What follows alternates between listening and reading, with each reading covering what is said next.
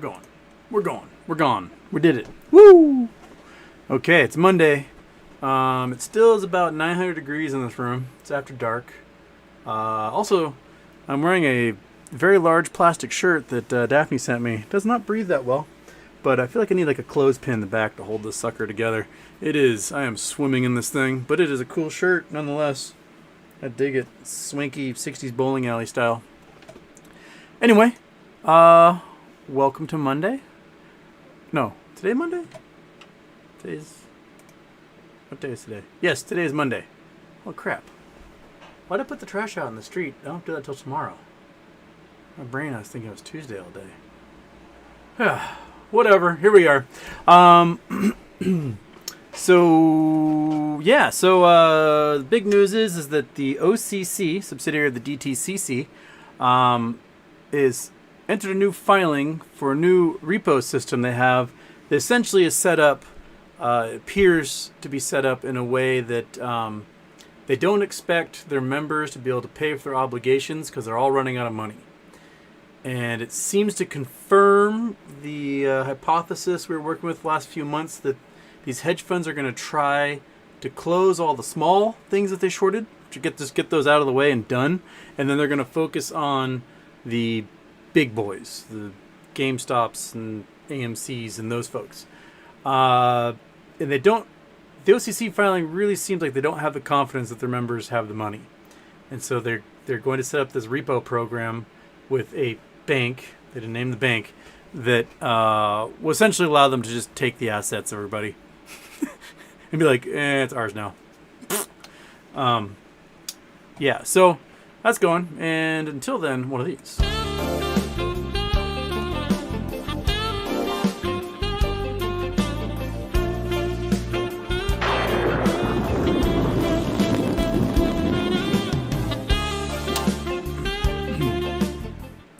Right.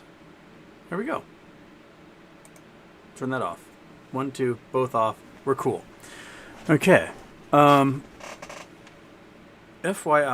my YouTube is saying no data. Doesn't make any sense because hopefully it's still playing and you guys can see what's going on. That's weird. It's weird that it says no data. I don't know why it's doing that. And there's monkey. You can't see the monkey butt. She's behind the ottoman, flopped on the floor. Okay, that's the only big news update I had. The housing report comes out tomorrow. Expect that to be... the Biden administration is poo-pooing the fact that we're in a recession. Like, we can't really define what a recession is. We're in a recession.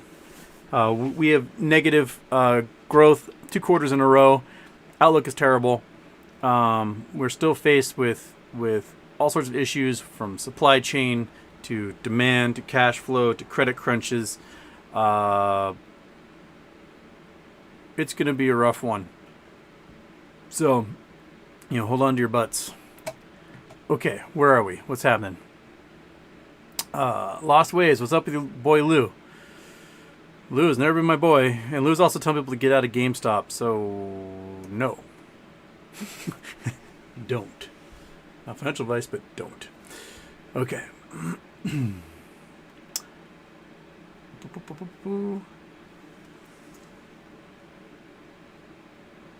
Lost Waves, can you Uncle Chael Sonnen on your show? He retired undefeated and bought GME a while back during the sneeze. He's a class act. It would be fun convo. Chael Sonnen. I am oblivious. Chael Sonnen. Wait, why are you doing Belt Supergroup? No. Chael Sonnen. Oh, that big beefy dude. MMA guy. I don't know enough about him.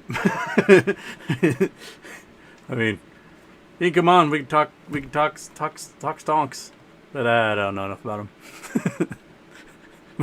My roommate, who's like really into MMA, would be like, "Oh my god, don't you know who that is?" I don't know. I met Rampage Jackson once, so got that going for me. Sad Boy Corporate Houston, can you do another treasure hunt this time? But this time the prize is the friends we made along the way. Sure.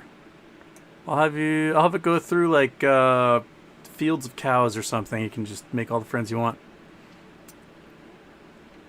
Sad boy also wants to know when is MOASS. Just tired of the oil fields. Well, T plus 90. That's what we're waiting on. T plus 90. Maybe sooner if the entire economy implodes between now and then, which it might.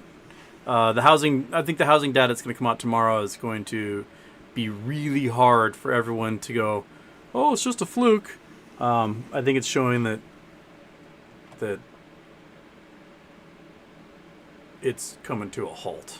People aren't buying houses. No one's going to want a 6-7% mortgage for their new house that's already $200,000 overpriced. They're not going to do it. They can't afford the cars they're driving. They can't afford the homes they're living in. They are not buying houses right now. The market is going to reset and reset hard. So, there we go.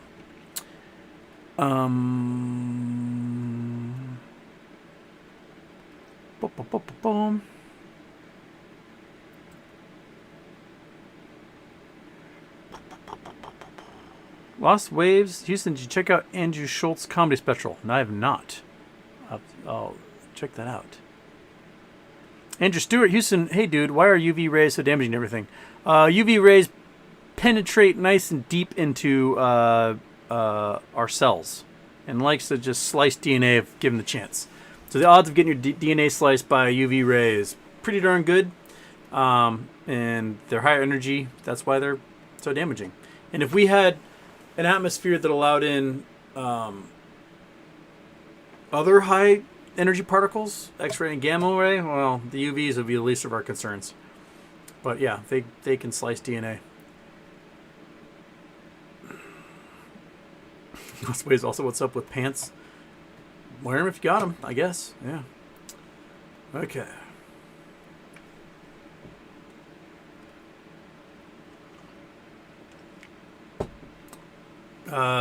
Gold Foil, Houston, have you read the book Lifespan? Why We Age and Why We Don't Have to by David A. Sinclair, PhD. It's a groundbreaking book about extending human life and health spans by decades. I've not read it.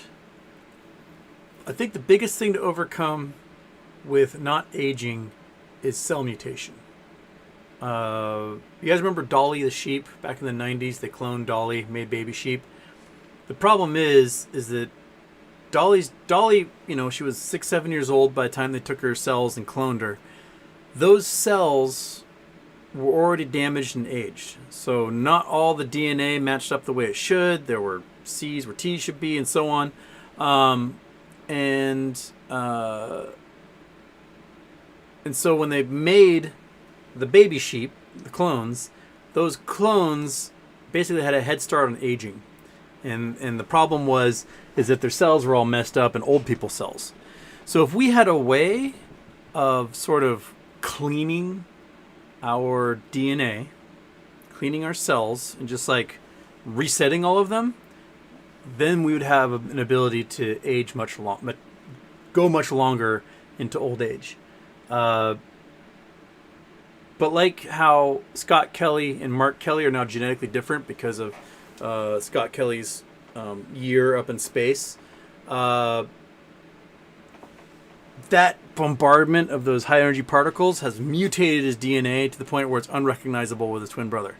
So if we're going to like extend our lives, we need some way to like hit a reset button on our DNA and have it go, all right, back to where you were as a baby. All these cells are totally fine and cool and good to go. But energy particles, UV light, free radicals, those things do lots of damage. So when your body metabolizes food and takes in oxygen and whatnot, it can break O2 molecules. And the free radicals are a molecule like an O2 or an oxygen atom that really wants to bond with something, and that can like literally burn you. It can like fire off in your system and burn you. And that's one of the ways that you age as well. So I'd be curious to see what he says about extending human life. I mean, There's only so far we can extend it before there's going to be too many people. Right? There's going to be everywhere. There's going to be too many of them. It's going to be full. And you're like, oh, I wish that guy would get old and die already. He's in my way. Okay, Andrew Stewart, Houston. Once matter or light break over the event horizon in a black hole, does it just keep compacting into the center until it exits out? Where, how, and why does it shoot out? As far as we know, it doesn't go anywhere. There's theories that white holes are created as some sort of rip in space, and then the energy from the black hole shoots at it. We've never actually seen one. Those are all sci-fi. What happens is, depending on the size of the event horizon, if it's a huge black hole with a giant event horizon, you might be able to pass through the event horizon and be pretty okie dokie until you get close to the singularity. If it's a smaller black hole, something that's only a couple of times the size of our own sun, you boned. The event horizon is going to be so close to the center of gravity that you're just going to be stretched out and just turned into spaghetti. No other way to go about it. So you won't really experience much other than being like, this sucks, ow, and that'll be it. And then you get swirled into the actual singularity, which is literally like an infinitesimally small point in space packed with everything you can imagine. Talking like 8 suns worth of mass into something that could be described as smaller than the hole between my fingers right now. And then it just keeps getting packed in there. Keeps getting packed in there, and then that's that. That's all she wrote. Guitar stuff. Houston, what is the most widely held scientific consensus that you question? Dark matter. Dark matter does not exist. Dark matter has been a fudge for poor math and poor observation skills for way too long. Dark matter is not a thing. I think you guys heard me go on a rant about this before, but basically, you have an orbital system. It's like the sun and planets, they orbit. We can use Newton's and Kepler's laws, and we can be, okay, the mass of this system is this much, and the planets should orbit at this speed, and they do what they're supposed to do. And when we look at galaxies are also an orbital system. There's a center of mass, there's all this other mass around it. We can look at it and say, okay, everything this close should be traveling this speed, everything this far away should be traveling this speed. And what we find is the stuff that's far away is traveling way faster than we calculated. And we're like, what the hell? And so they checked the calculations, like, no, this stuff is going too fast. So they started making all these reasons why it's going too fast. Maybe there's matter we can't see. Maybe. So they thought it might have been these things called machos, massive compact halo objects, which are like black holes or stuff like that you just can't see. They might be orbiting the galaxy and they're just dark because you can't see them. And they went looking for them and like, no, not those. And so then they came up with WIMPs, which is the prevailing theory, which is weakly interacting massive particles. And these are dark matter particles that don't react with light or any other traditional electromagnetic force. So you can't see them. So if light passes right through them, they don't reflect anything, they don't give off heat, they don't do nothing. The only thing they have is mass. And mass accumulates towards the center of gravity and contributes to the mass of the entire system. And that's what they said, there must be so much dark matter in this galaxy cluster because the light's bending this way and these things are traveling too fast. The problem is that they've been calculating the mass of galaxies wrong. Basically count the number of stars, add those stars up and go, the galaxy is this size. Well, there is way more gas and dust in the galaxy than there are stars because the gas and dust makes up stars. And when Voyager 2 left the solar system, so it fired out past Jupiter, Neptune, Uranus, and Pluto, and went out to the far solar system in 2012 is when it left the solar system. I might have that date wrong. And now it's in interstellar space. And the data it sent back was showing that interstellar space is 40,000 times more dense than our solar system. So you go out up above our atmosphere, you go up between us and the moon, or between the moon and the sun, there's about 1 particle per cubic meter. We're talking like, pong, there's just nothing. It is almost a pure vacuum. You get to interstellar space and it's like 40,000 particles per cubic centimeter, which is still a bigger vacuum than we can create on Earth, but most space is interstellar space. meaning the section where a star system is, where that sun is pumping all sorts of radiation, and that solar wind pushes all the particles out beyond that solar system. It's just collecting a whole bunch of bits of particles from all these different solar systems into the rivers of interstellar space.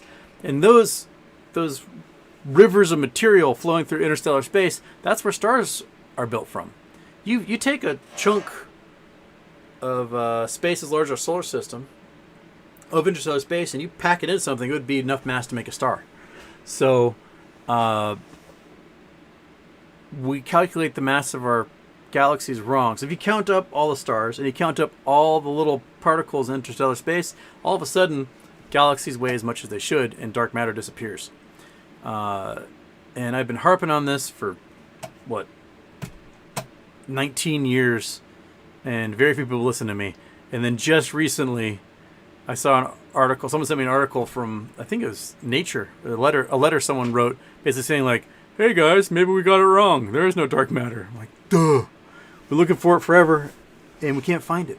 If dark matter existed, if there are clouds of dark matter everywhere, then we should see a star change star type. So stars basically are a color based upon their mass.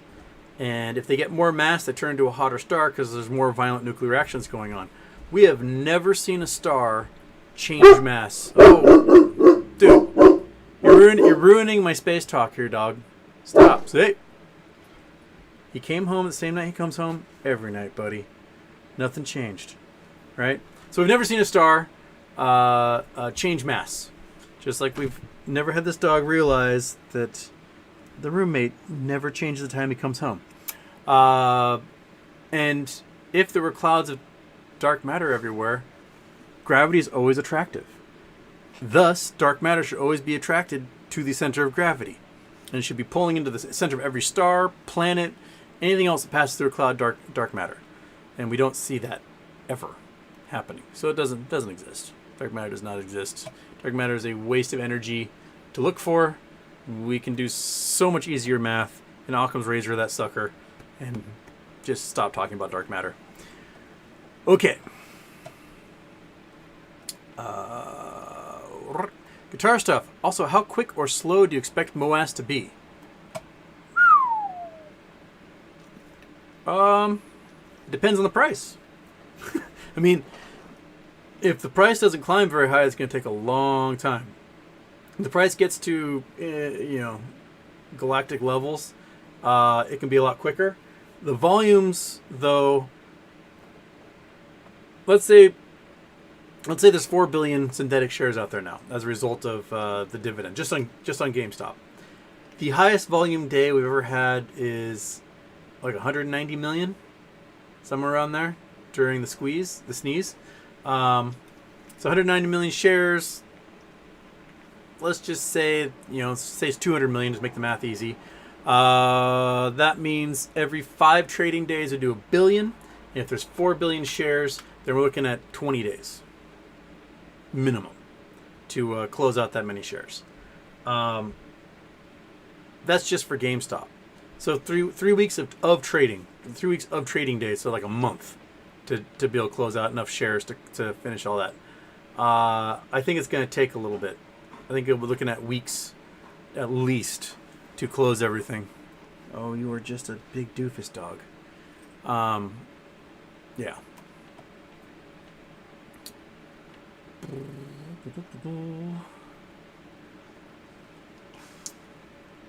Oh, and the chat just stop resetting chat.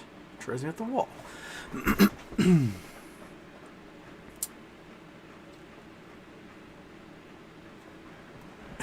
Jason Blackwell, he said looks like it's going to be one of those nights with the chat.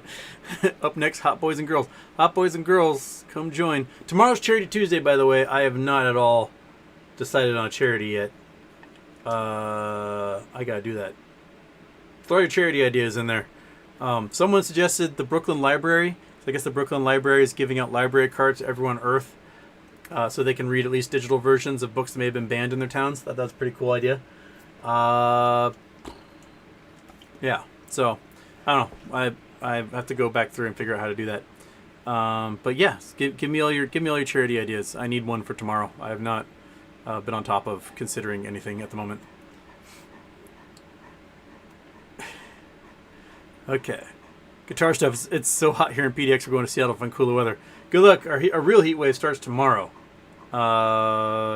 Like outside it's about 70 right now, but in this room it's like 90. It's hot. Yeah, heat wave in effect. Take me to your leader. There we go. Heat wave warning in effect. Come on, MSN weather. Excessive heat warning.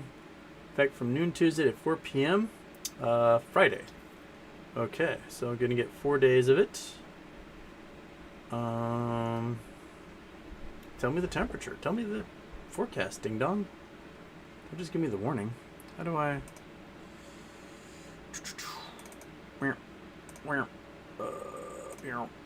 Done. Okay, so excessive heat warning is from MSN here.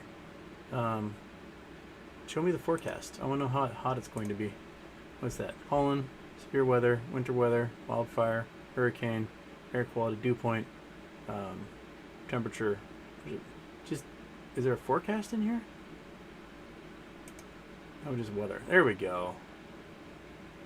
Well, that's not severe at all. What are you talking about? They said it was going to be like 100. It's going to be 80? Liars.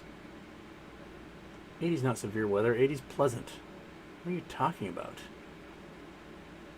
Like the warning I got earlier was like, it might be 95 to 100 on Thursday. 81?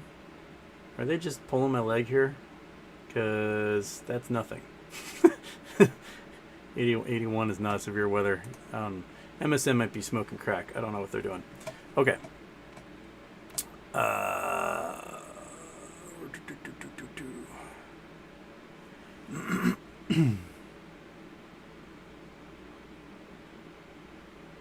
Jason Michael, only in meme world can your stock be up 81% in the day and you're still down. Costs. Apparently Costs reached an agreement with Apple over the tech that Apple stole. So I don't know what that means for Costs, if it means they're getting cash or not. But yeah. Okay. Ramon Soliman. Houston, how can deuterium be mined and how can it be used on Earth to start a fusion reaction? Well, we don't necessarily mine deuterium. We separate it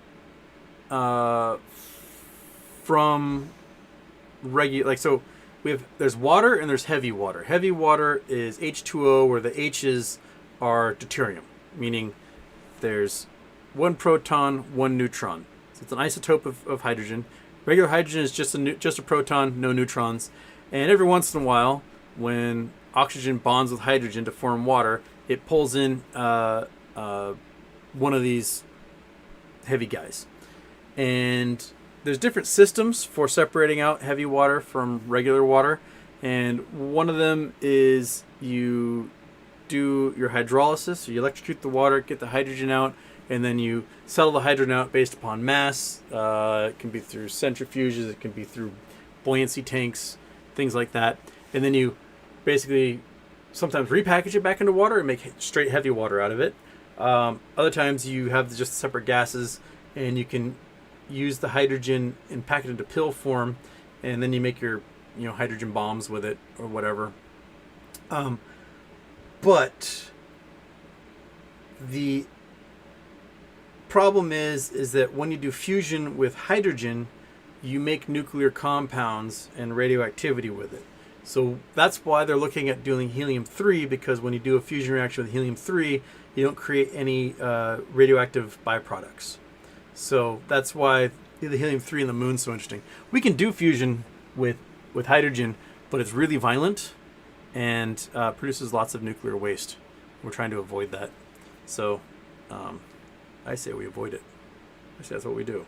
And I'd like to avoid this eyelash that just fell into my eyeball. There we go. And it's stabbing me in the retina. Okay. Guitar stuff. If the Mariners could play Texas Rangers every night, we'd be a much better team. Oh, that'd be great, wouldn't it? The Astros just manhandled us so bad. Shows us that we're not ready. Mariners need to get a real batting lineup. they have too many dudes around the Mendoza line. It's like the opposite problem of the 96 Mariners. The 96 Mariners had the single greatest offense ever assembled in baseball history. And it gets overlooked a lot, but you had Griffey, Alex Rodriguez, Jay Buhner, Vince Coleman, Edgar Martinez, Dan Wilson in his prime, Paul Sorrento, who was at third then? David Bell? Crap. But anyway, basically had 9 starters who all had on base plus slugging like 850 and above, and 4 of them with over 1,000. They dominated batting, so 240 home runs that year, but they had no pitching. They had little leaguers pitching for them. Randy Johnson was on the DL like the entire season, so they ended up missing the playoffs because they had no pitching. This time around, Mariners have pretty decent pitching, and no one can hit for shit.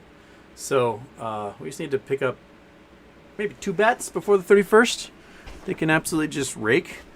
So let's get it. Otherwise, they're gonna get to the wild card and they're gonna lose the 1 wild card game, and that'll be it. Okay.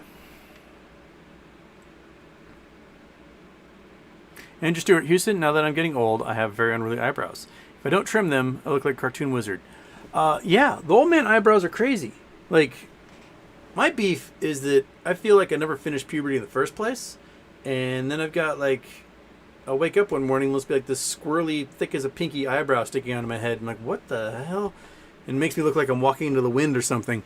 I did not agree to that. Like, stop giving me zits and then you can make me old. But I shouldn't be having all the old guy stuff plus the zits going through second puberty. It's not fair. Like, let me finish one of those puberties first. I did not agree to this. Okay.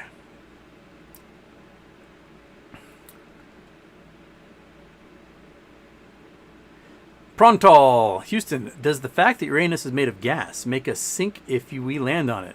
To what extent? Till we get buoyant. Uranus is lots of methane, lots of ammonia, a little bit of hydrogen, helium, and about 14 Earth masses of water. So if we land on it, we would land and we'd sink through the gas clouds until we got to a point where we floated on whatever liquid was in there. You get to a big planets like Jupiter or Saturn, it's almost all hydrogen and helium. And we would basically sink to the center in that sucker. Because there's so much hydrogen in Jupiter and Saturn that gravity squishes it and it changes into a weird state, something they call liquid metallic hydrogen, where the electrons and all the hydrogen atoms end up being shared in this weird slurry, and it creates a superconductor with electrons just flying around freely in this fluid of, let's call it metallic because it's electrons flow freely just like it does in metal. And it's because all this hydrogen is so squished and there's so much pressure that you can actually get hydrogen, which weighs almost nothing. Its mass is pretty much meaningless in our atmosphere, it just floats away. That this liquid metallic hydrogen, due to gravitational pressure, is more dense than the crust of the Earth. So the crust of Earth is like 4 grams per cubic centimeter. We're talking 4 grams per cubic centimeter of hydrogen, which is weird to think about. And so we would sink down, not float, sink. We get crushed by the pressure, and then we'd be denser than that 4 grams per cubic centimeter, and we'd go underneath all that liquid metallic hydrogen and just be squished into a pill and stuck in the rocky core of Jupiter, which may be a giant diamond at this point because there's so much carbon also that it's under pressure. It just might be diamonds everywhere. But we wouldn't be able to appreciate it because we would be squished into a thimble. So, yeah. But on Uranus, the atmosphere may be so thick we might get crushed pretty darn good until we get to a buoyant position. But Jupiter, you wouldn't stand a chance. And we tried to leave, you'd never be able to get out because of the gravity. The escape velocity is much greater than any thrust we can put on anything. Okay. Bex Houston, time zones friend, you're killing me. How about Be Big barcoding today and Cost trying to run? Happy birthday. Apparently there was a hostile takeover attempt on Be Big. That's the thing I saw just before I came on. That's the rumors anyway. We'll see what happens. There's been some weird barcoding and stuff on quite a few stocks recently. But yeah, Be Big, apparently there's some sort of hostile takeover that was trying to happen. Not my name. Did you see the stuff about 25 stocks halting today? Redbox is one of them, up 105% at one point today. Yahoo Finance trending had others that were also up 100%. Thoughts also is Redbox a squeeze. I think Redbox is definitely a squeeze. They have a takeover bid. They were shorted to short interest reporting at 200 and something percent. The borrow fees 1,000%. They're definitely a squeeze potential. I have no idea what's going to happen with them. Yeah. Daphne, Houston, why are gray hairs more wiry and not as soft, chemically speaking? I think it's because of the energy output of the keratin. I might be wrong about this, so I may need to double check me on this. But this is the thought I always had, is that to create pigment takes energy, and if all of a sudden those cells no longer have to devote energy to pigment, they devote into like pumping out more keratin. And that's why gray hairs are like more wiry and tough. I had a beard hair the other day that was like an elk antler poking out of my chin. It was insane just how big it was. And why did my body do that? I have no idea. I didn't tell it to do that.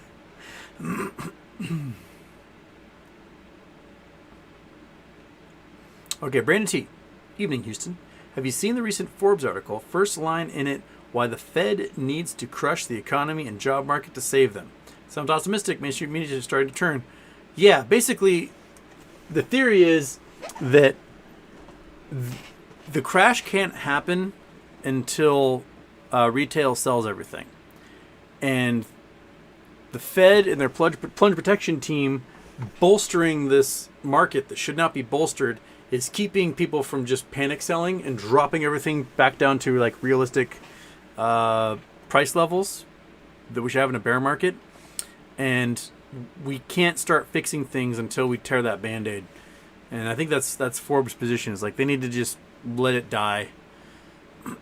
But I think they're so worried about all the shenanigans that have been pulled by all these hedge funds and family funds and institutions and banks and everything else that, you know, they let this thing crash, then we're going to see exactly how asleep at the wheel they were, or how much they enabled these bad actors.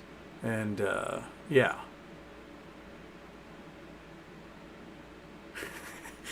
Jason Blackwell. Oh, guitar stuff. We see your data. Yelling can't see the data. Sorry, I didn't see that blue one. And Logic Dustbin. I see a I don't know what that is. Is that a butterfly? Or is that a guy turning into a book?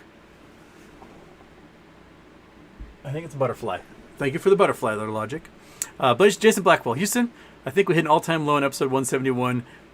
You had to explain to a viewer what a dingleberry is. You don't know. A little bit of turd stuck to your butt. There you go. Jimmy D almost ran into a weird donkey steroid horse while walking home. You sent me the picture. Yeah. That's that looks like a cow moose.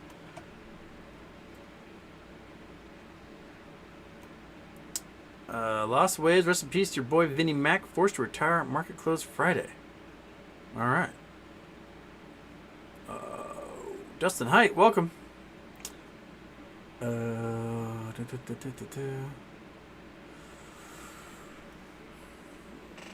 Jonathan, anyone read or listen to Flash Boys? I'm listening to it now. I don't know what Flash Boys is, so I can help you there.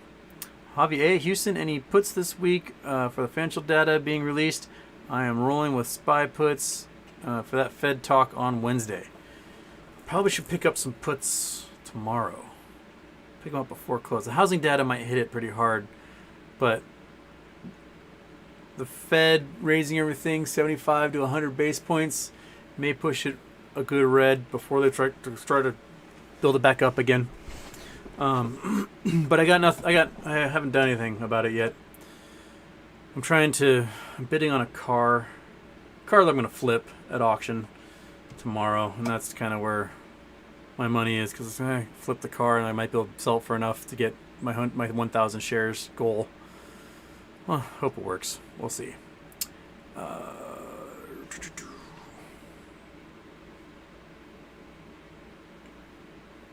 SS Minnow Johnson Houston, is a good idea to buy commercial real estate during the housing crash we're about to have. Is it immoral to charge market rates during a recession? I think commercial real estate is going to crash as well. And good luck finding anybody to rent.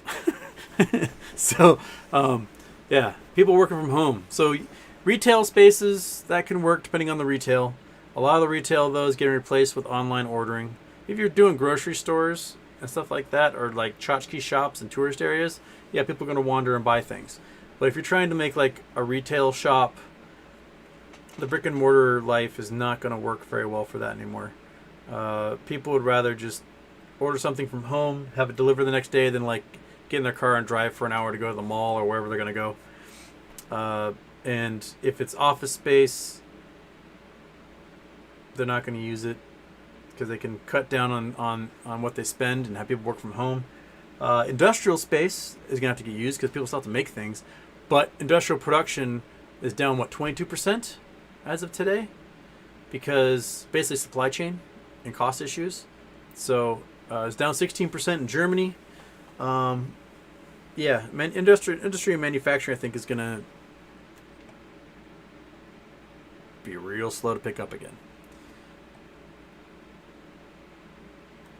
Rob Lucky. Houston, my buddy Jamie is getting his real estate license. Wish him congratulations. Good luck in making money when the rebound happens. Jamie, good luck. It's going to be a rough one. So, timing's everything, buddy. Okay.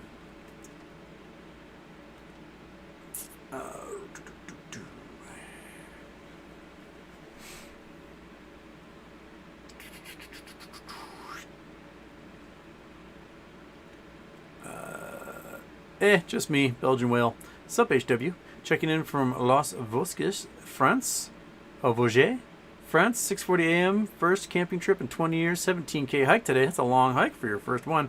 Watch later. Enjoy, everybody. Well, have a good time. What a great thing to be doing. I want to go hiking across France. All right, Marvin G. I'll see you later.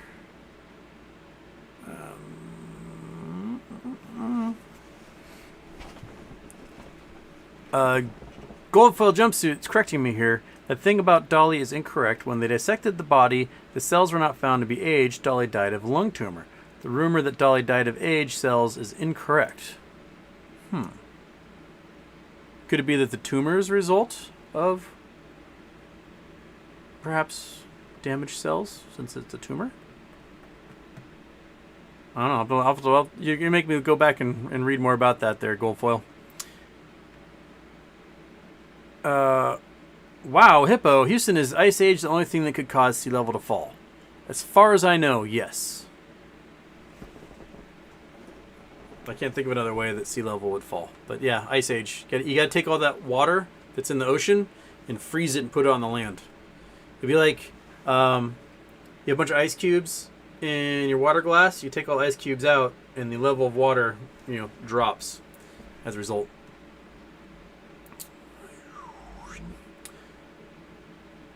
Daddy-O 357, Houston, do the torchlight energy shorts still have to cover, and how would they do so?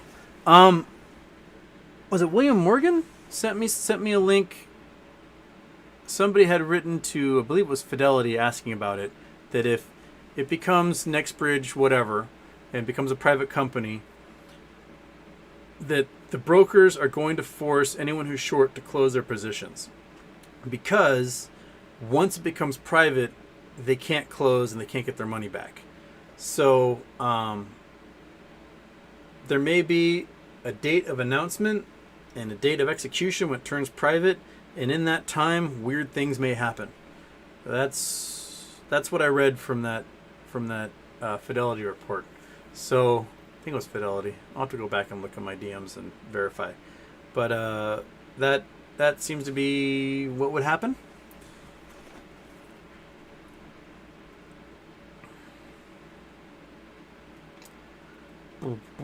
Macro Turf, happy birthday.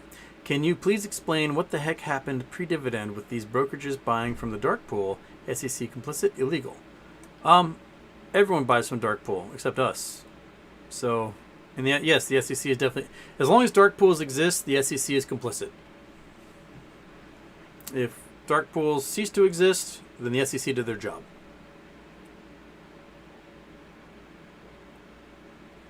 Yeah, so I need that water. Yeah, Gary Gensler keeps hinting like, oh, maybe we'll shut down dark pools for a day or two or a week and see what happens. Just end them. End them entirely, 100%. Get rid of every dark pool. Never bring them back. Make every single trade have to go through a lit exchange so we can see what price it sold for and how many shares sold. It defeats the entire purpose of having a fair market if you remove the fair from the market. Okay. Oh, and quit resetting, you stinky little... Okay. Dustin W. Dustin W. Heard a rumor about Alzheimer's research basically getting a restart. Something about the last 16 years being based on some fudge research. Yeah, basically they think that I don't know. Alzheimer's is from this plaque that forms on the brain, and I think they basically misinterpreted or misread or misbelieved how that plaque forms, and so they've spent all this money and time trying to stop the plaque in a way that's not how it builds on the brain or something. I'll have to go back and read it in closer detail. So yes, essentially all the Alzheimer's research we've been doing for the last 16 years has been like dark matter. It's been wrong. Been wasting time and money on something that's not going to fix anything. Speedy Fitness, Houston. Thoughts on B-Big situation with the board members being fired? Bullish? I don't know about the board members being fired. I'll have to go read that. I wonder... it's always interesting to see, like, when they're firing somebody, what's their CV? Where were they working before? Were they one of those Boston Consulting Group guys?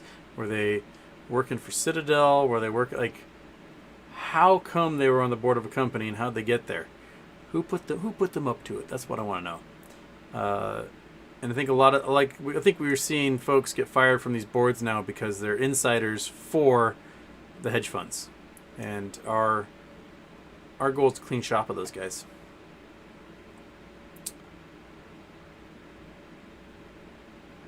O2, I guess it says. Hey Wade.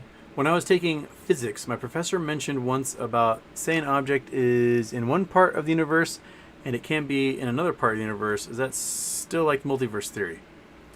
I've not heard that. Were they talking about action at a distance? That's a weird thing that we've observed and been able to do. Where like we do something to one electron over here and another electron far away that was created at the same time. Something happens to them as well. It's like, you know, that notion that, you know, you bonk one twin in the head and the other twin across the country feels it, which, you know, doesn't actually happen, but we can do that with particles that are at a distance. Multiverse, I don't really buy into the whole multiverse thing. That came out of string theory, and string theory is just a waste of time. So, string theory has this sort of, I don't want to call it metaphysics or wishful thinking, but basically, whenever there's two options, both options always happen, and they spin off into different universes. So there's just an infinite number of universes always spinning off. Like, you know, there's a universe where I don't pick up this glass of water, and that universe just spun off, and there's a universe where I don't take a sip from it. And that universe just spun off. I don't know a mechanism for that much energy entering a universe to create so many other parallel universes. for a multiverse theory like that to happen. It just seems like nerds were sitting around thinking of stuff, but never did anything to test their hypothesis. And string theory is one of those things that every time they test a hypothesis, it turns out it's wrong and not how it works. So the string theorists have never been right. In 60 years, since Michio Kaku and those guys all came up with string theory, not a single thing they've ever predicted has come true. They've been wrong 100% of the time for 60 years. And what they do is, when they're wrong, they go back and they move the goalposts and try, I'll just fudge the equations and try to make it right. The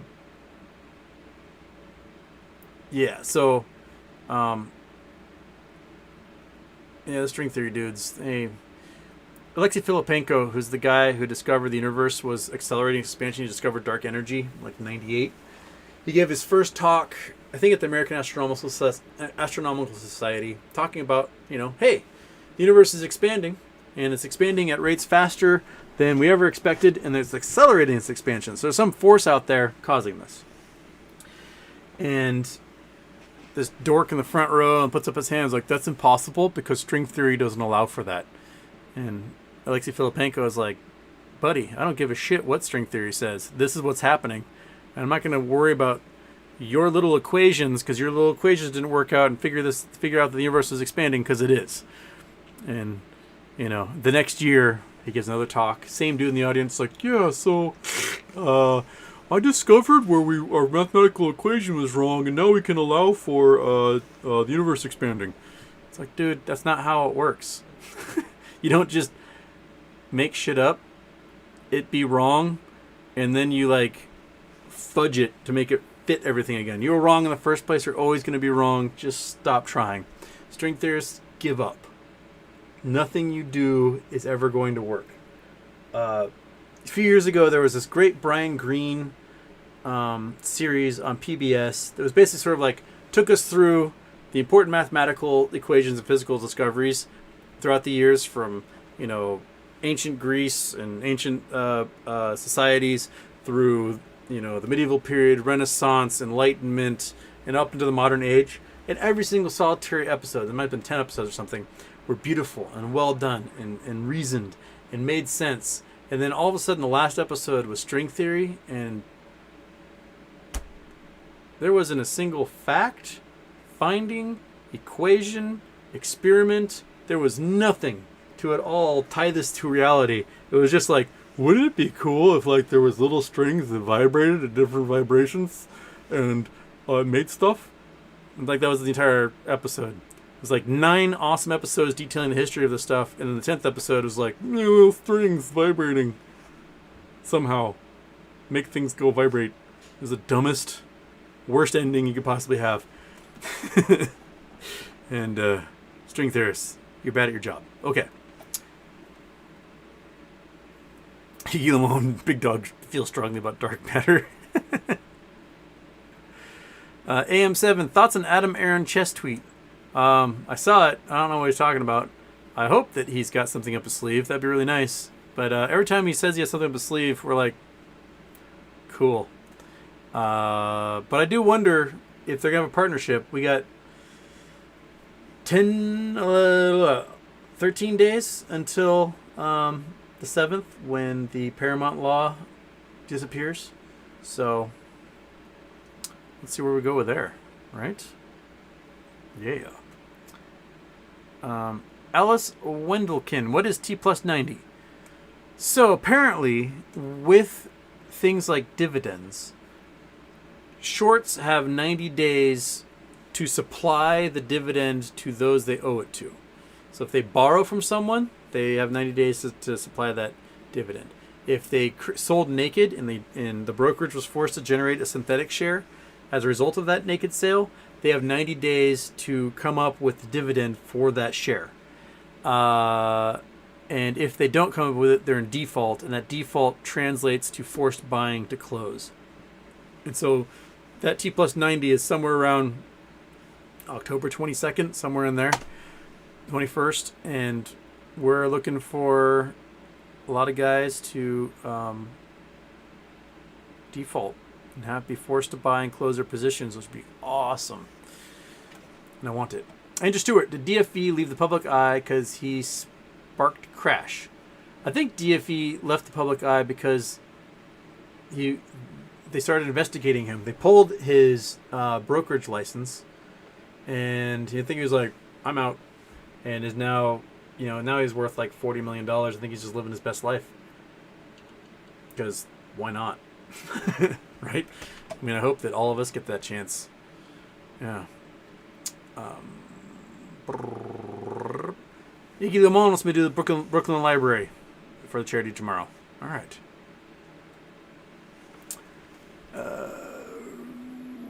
Not my name. Charity Houston gives. You take cash. You make stream. Make vid of giving all to person in need in your area. Many food banks at local churches, nonprofits, also hitting fan. Maybe them. That might be good. We've done food charities for like Ukraine. We did Chef Andres World Food Kitchen. That's an awesome group, by the way. Yeah, I should look into food bank or something.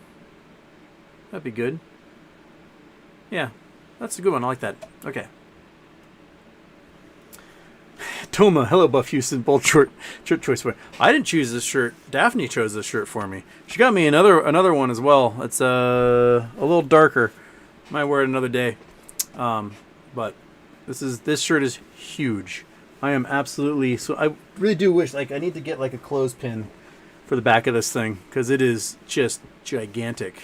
It is definitely for a fat Houston. I'll be wearing this thing when I finally just balloon up to 300 pounds. But right now, getting much thinner and stronger Houston, I swim in this.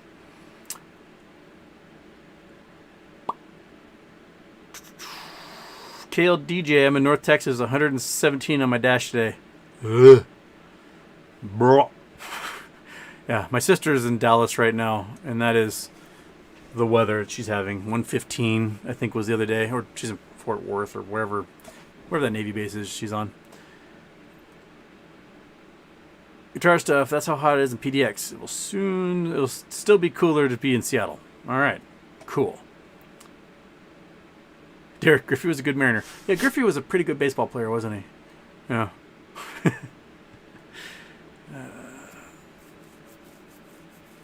Andrew Stewart, Houston, tell us how you threw your knuckleball. Did it drop or just dance weird? Yes. Depending on how fast I threw it. If I threw it about 55 miles an hour, the floor would fall out of it. If I threw it faster than that, and I threw it up into the upper 70s, it would dance all over the place. I read that, aerodynamically speaking, the best speed to throw a knuckleball to have the most movement is about 72 miles an hour, and not many people could throw one that hard. And that's because of the way they throw it. Every knuckleballer who's ever been in the major leagues throws a knuckleball with their fingertips on the ball. And how they throw it is they keep their wrist stiff, so when they throw, they let the ball go without ever snapping their wrist. If you're throwing another pitch, if you're throwing a fastball, you snap your wrist, get a bunch of backspin on the ball. With a curveball, you snap your wrist forward, get front spin on the ball. If you're doing a slider sideways, if you're doing a screwball, you snap your wrist the other way and get other spin on it. Then there's the shuto, the Japanese shuto. You throw it like a football. So you throw it and you get the spiral. So it works kind of like a screwball in the same way, but comes off your hand differently. What I did with a knuckleball, and I invented this when I hit my growth spurt. And when I hit my growth spurt, I was the most awkward, skinny, lanky, useless thing. I grew a foot in 9 months. None of my muscles worked anymore. Most of my tendons were strained. I could barely walk. And all of my muscle tone was gone. And I went from being this kid who did Hershey track and went to nationals and was super fast to just being this praying mantis. I mean, imagine me right now, right? Same height, 6'4", but 90 pounds less. That's how skinny I was. Just rip. I went from 5'4", 118 pounds to 6'4", 118 pounds in 9 months. I gained no weight. It was awkward. I couldn't run. I couldn't throw. It was bad. And to keep myself relevant, I was like, if I can't throw hard, I need to make it so they can't hit it. So I started throwing knuckleball. But my arm was so weak that throwing it the way that everyone teaches with a stiff wrist and letting the ball go didn't work for me. The ball couldn't even make it to home plate. So I had to throw it like a fastball. And how I did that was I put one knuckle down on the ball with one fingertip on it. And when I'd throw the ball, I'd snap my wrist like a fastball and then flick this finger. So by snapping the wrist, you get backspin, but I flicked the finger forward and it would neutralize it. And so the ball would fly out of my hand at a faster rate of speed and not spin. Because the idea of a knuckleball is, for those of you who are, waking up in Germany or wherever, is that there's no spin on the ball. And so any air currents coming over the ball make it move to however the density of the air is happening or wherever wind's happening. So if you've played volleyball, like hit a floater, you hit the volleyball and it has no spin on it and it knuckles. It's not knuckle because there's knuckle on the ball. It knuckles because that's the motion that happens. So as I perfected this and got better, I could, and I started gaining weight and muscle mass. So by the time I was like a senior in high school, I was now up to 160 pounds, still skinny for my size, but throwing a lot harder. And by the time I was in college, I was throwing in the low to mid 90s. I'd peak out like 94, and my knuckleball was the fastest knuckleball in the world.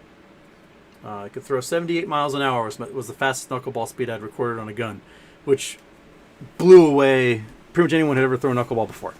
Until R.A. Dickey came along, and R.A. Dickey already had a stronger arm than I did, and that dude could, I think he broke 80 miles an hour with a knuckleball, which is just bonkers to think about.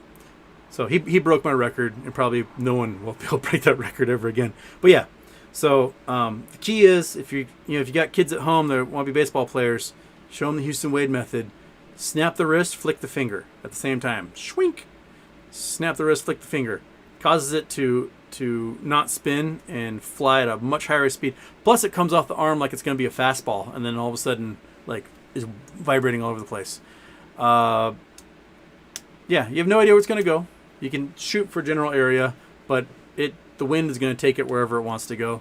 Whether it's into the glove, into the dirt, into someone's face, who knows? No one knows. I don't know. The catcher doesn't know. No one knows. But it's really hard to hit because no one knows where it's going to go. Griffey talked about how he hated going up against Tim Wakefield. He would just close his eyes and just take 3 swings and go sit down. He just he said if he tried to focus on hitting a knuckleball, it would ruin his swing the next day when he faced like an actual pitcher throwing something else, and he just hated it. The biggest problem for a knuckleball pitcher is that every single time you throw a knuckleball, you have to guarantee there's no spin on it. If there's even just like a quarter rotation on the way of the plate, it will have enough bite that it'll just float straight, and that sucker is home run territory.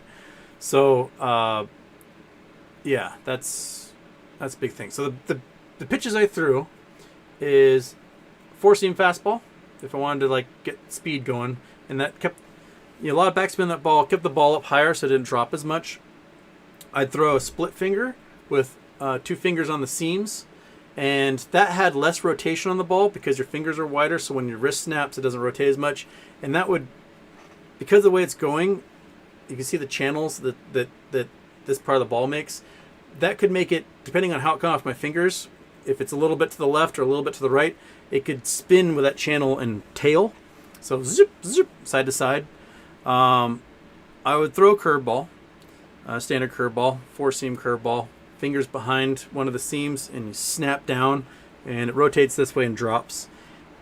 But a big pitch I threw, which acted a lot like an knuckleball, was a deep fork ball.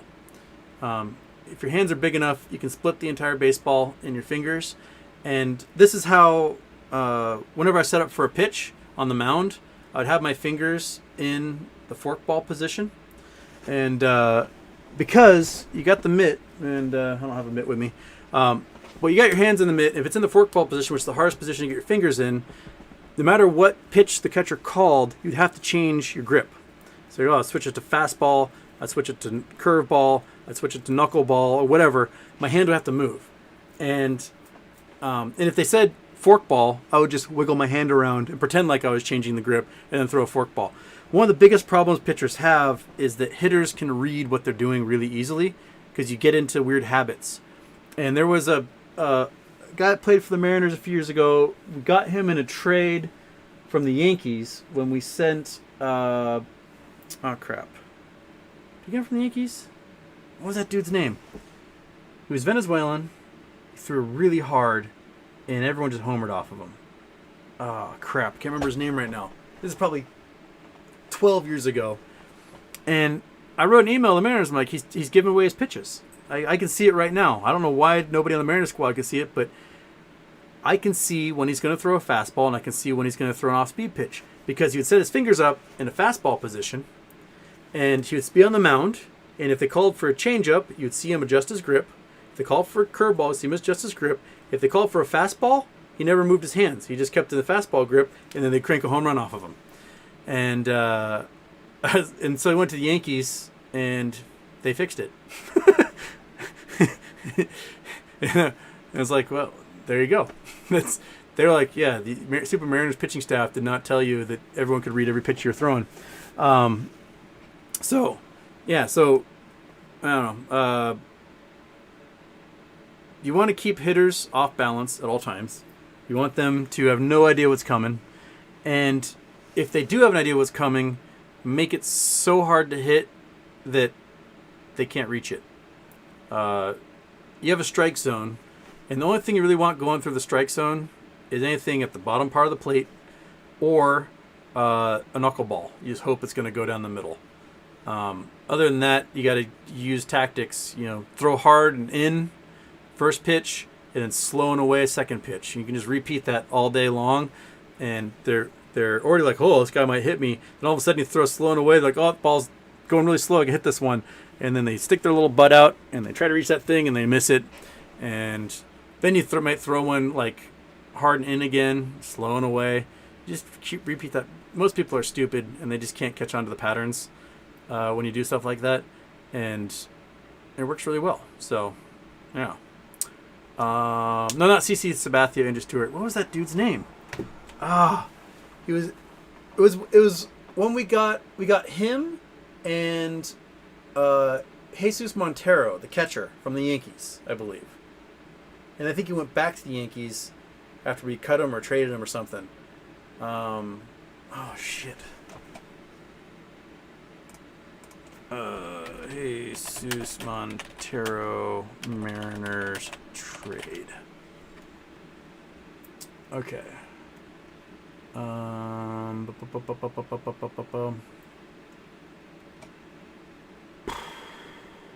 Michael Pineda, Jesus Montero. Pineda is the one who went to the Yankees, which he was a great pitcher. We should never have gotten rid of him. Hector Noesi, that was his name, Hector Noesi. The dude had amazing stuff, and everyone knew when he's going to throw a fastball and when he's going to throw off speed. So, I just got a cramp in my leg. Sorry, I was throwing a tree around my backyard today. And everything is seizing up on me. Hector Noesi. Let's see. Hector Noesi.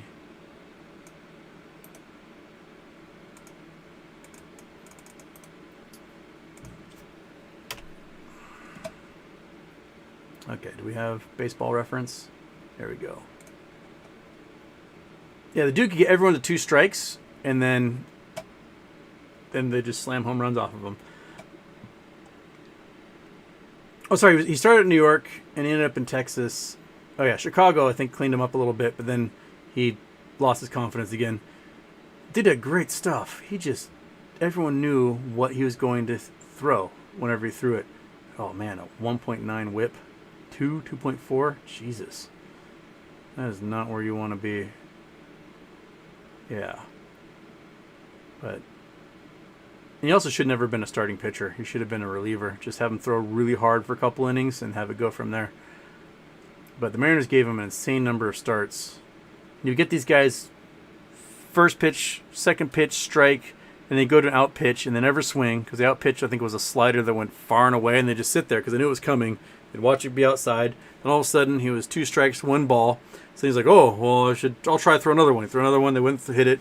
And eventually they'd walk him, or they finally would have his hand still. And you throw that fastball down the middle, and they're just ka-tong. Bye-bye. That's how it went. Hector Noesi, man, should have talked to me. I could have fixed it for you. Okay. All right, I got rambling far on that one. Just in my head. How will we know if we're wrong on MOASS? Would you call the play dead if the price doesn't budge between now and Halloween? That's a good question, actually. Because the thing is, they have to buy the shares. At some point, they have to buy them, right? So, it depends on what the catalyst is that forces them to buy those shares. Now, if they have to buy them because they're forced to buy all the synthetic shares because of this dividend, and like, oh crap, well, we got to provide the dividend shares, and T plus 90 hits, and we have to buy, and that causes the price to rise high enough that against the rest of the market they'll be falling at that time. Their liability is so high that they get margin called and liquidated. Then it's on like Donkey Kong. If they can somehow get out of that, and when the floor is falling out of the economy, they can somehow get out of that, find enough liquidity to meet margin requirements, I would be astounded if they could do that. But I don't know if the play can die if they never buy the shares, right? The whole point is that we sit on these shares, we don't give them to them, and they have to close somehow. And how long can they go before they close? I don't know. Man. I'm wondering. I'll be very disappointed if between now and Halloween we don't see something crazy happen. That's for sure. But I think we're looking at a full market collapse, a housing market collapse, a supply chain collapse, a fuel crisis, a food crisis. Yeah. Yeah. Okay.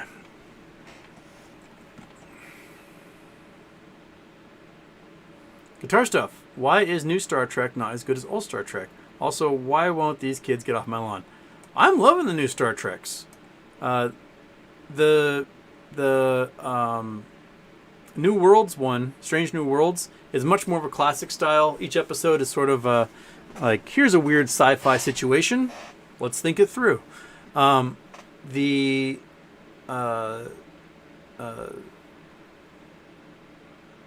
Star Trek, what's my jigger? The other new one. What's that thing? Not Voyager. Star Trek. The ship that they're on. The like spore drive. That one's much more like a serialized drama. Same thing with Picard. Picard is, we have this thing is where we start the story, and 8 episodes later where we're going to end the story. Whereas most Star Treks in the past were one episode one-offs, maybe with some threads that work through the whole series. But for the most part, you know, like, hey, we met a new planet. These guys are weird. They do this things different from us. How do we approach that? And the Orville does a really good job of that too. For it not being Star Trek, but it's Star Trek. They do a great job taking like a weird sci-fi premise and then working through it psychologically for an hour and then getting out the other end, whatever, with like one really good joke in there per episode. But I don't know why those kids won't get off your lawn. Jorge Siniceros, what would happen if somebody lit a fire on Uranus? Would all the methane explode? Possibly not, because you need a catalyst. You need to have something that can oxidize, and all the oxygen is tied up in water or CO2. So you aren't going to have anything that burns because it's already bound with other atoms at that point. So the methane is not going to burn. PW Brand Daphne, thank you for saying that shirt. It is it's a marvelous shirt. It's just really, really big. It's a big fluffy shirt. It's really cool though. I dig it.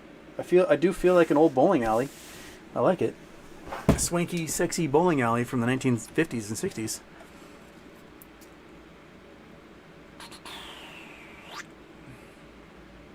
Bex, What would a hostile takeover of B-Big mean for the poor's holding shares? Force sell, price dump, pump.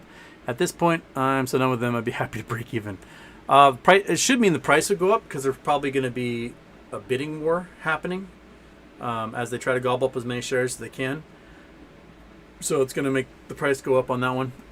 But unless there's an approved takeover bid, then your shares are going to be there unless you sell them. So, yeah. Guitar stuff, you got coordinates for me. We haven't done any coordinates yet tonight. We are an hour and 10 minutes in the show. We haven't done any coordinates. What the heck? Okay, Google Earth, what you got for me? Ta-da! Oh, we're still at that place in Poland. Come on. Shabam, shabam. Shaboom. Wait, that's the exact same spot. That's not what... No. No, that's not where we're going. I need to paste you. Oh, there we go. All right. Bam. Okay. Go. Why aren't you not... Copy. Paste. Boom. Oh, there we go. All right. Going north. We're in Siberia. We are in, looks like the caldera of a volcano or an impact site. Impact crater. Where are we? Oh, Tunguska event. There we go. All right. That's exactly where we are. Yeah. You guys know about Tunguska? 1908. Something came from outer space and exploded and wiped out 1,000 square miles of trees, lit the forest on fire. It's pretty gnarly. It was the largest impact that we had human record for up until the other Russian city had one explode over it in 2013. So yeah, so this huge chunk of area blew up, and we didn't really know. They sent scientists out there to look for a meteorite or something. They couldn't find any meteorite rocks, so it might have been a comet, or smaller comet. And the blast pattern was really weird and was not explained until World War II. So this might be time to draw pictures. Turn you off. Turn you off. Turn you on. There we go. Okay. Wait. Why? Oh. That one. Okay. So let's get rid of all that. Delete. Okay. Brushes. That's what I want. I want a brush. There we go. Okay. So we all know that trees stand upright. You know, stand upright. Doing their tree thing, and they make a little forest because they have trunks, right? So I want you to picture looking down on trees and sort of imagine them without their leaves, just as sort of like telephone poles. You're looking down, straight down on them, and they're just a bunch of dots if you are looking down on them in like a 2D view, right? Just a bunch of dots everywhere without their leaves or their needles. They're just a whole series of dots. Dots, dots, dots, dots, dots, dots, dots, dots, dots. Well, these trees, if we're still looking down on them, Tunguska event happened, kablam! What happened was these trees that should be dots looking straight down on them fell over, but they fell over in this weird starburst pattern. They call it a butterfly pattern. And the trees laid down in this weird pattern that sort of did this with a couple of trees still standing upright in the middle. So there's an explosion here, and all the trees went schwap. And they sort of, the way they blew outwards was they kind of made two lobes that looked like butterfly wings. This totally looks like a hairy anus. And you maybe just draw a hairy anus on this. But the butterfly pattern was a very real thing, and they were like, what the heck? Why are these trees standing up in the middle and all the other ones blasted outwards? It wasn't until we dropped bombs in Hiroshima and Nagasaki and we saw that the buildings directly underneath ground zero were still upright, and all the other buildings had blown outwards in these hairy anus butterfly pattern. And that's how... And we're like, holy crap, so this is what happens when you do a high altitude explosion above an area. So like, when you detonate a nuclear bomb, what you want to do is you want to maximize the explosion radius. So if you have it at ground level, it will blow outwards and upwards, but the blast radius won't go as far as if you blow it up above something, and then the entire blast radius goes downwards and blows up everything. And so we finally knew that Tunguska event was an explosion in the atmosphere because of the way the buildings fell down in our hairy anus butterfly pattern. And I'm realizing now that I drew this for my students, and it also looked like an anus when I did that. When we talked about that during our astrobleem section. So I've been drawing hairy buttholes for students for like a decade now, and I'm now just seeing it.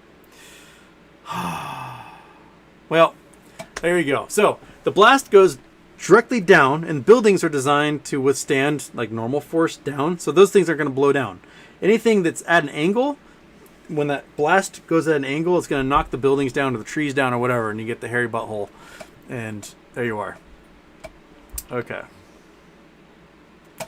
Enough of the hairy butthole. Back to Big Houston. All right. There. Tunguska. Thank you, Guitar Stuff. You made me draw a hairy butthole on my live stream for everybody.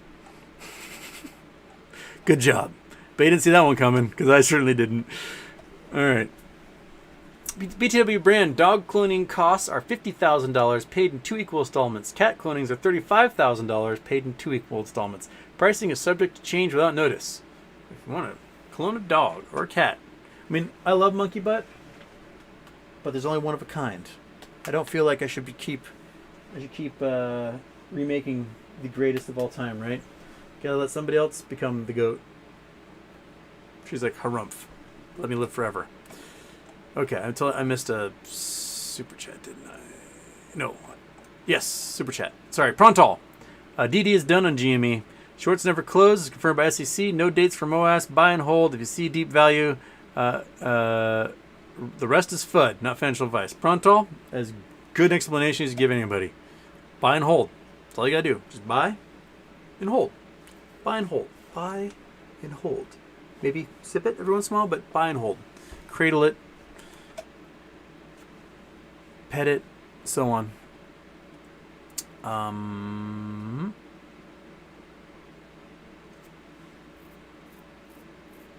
Citizen 54, did you read about the AI that can tell your race from an X-ray? How would even, I don't know. I never heard about that.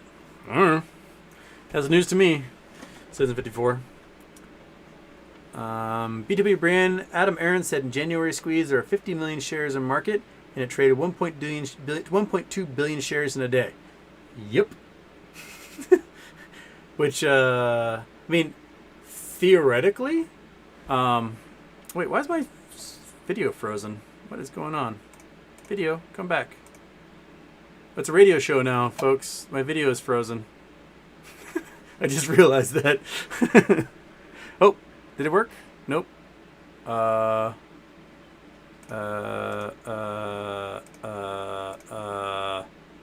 frozen. It's a radio show, guys.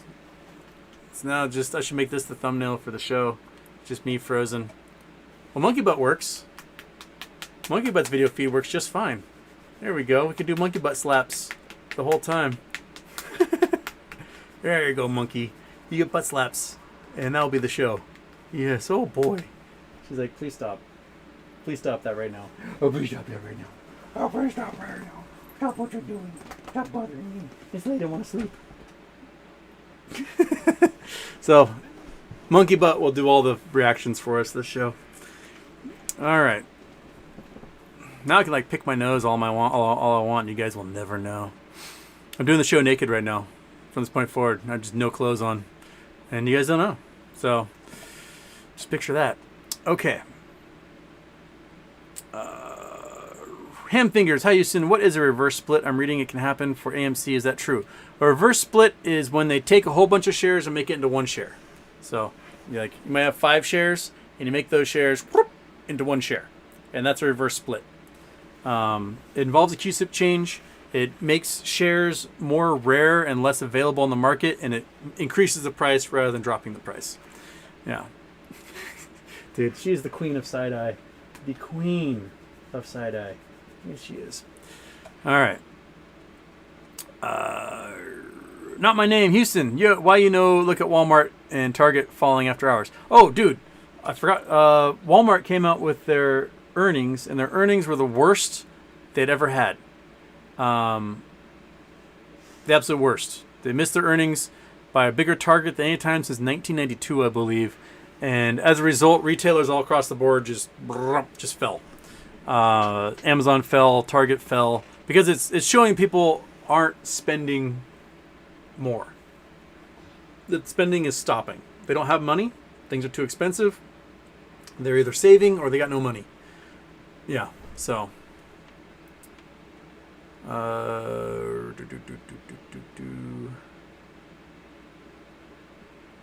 7 cents. Hello, Houston. Have you seen those guys that make ice spikes on mountains so artificial glaciers form? Yeah, those things are really cool. They're sort of like masts. That should be the monkey butt zone. They're masts that stick up with a bunch of cables that come off of them. And as clouds move through, condensation happens and ice builds up along the wires that are the stays that are holding these poles up. And eventually it gets bigger and bigger and bigger and bigger and bigger, and it makes for kind of a little artificial glacier that can kind of last through the spring and sometimes summer as a water source for people in high altitude villages. It's a pretty cool idea. I like it. Okay.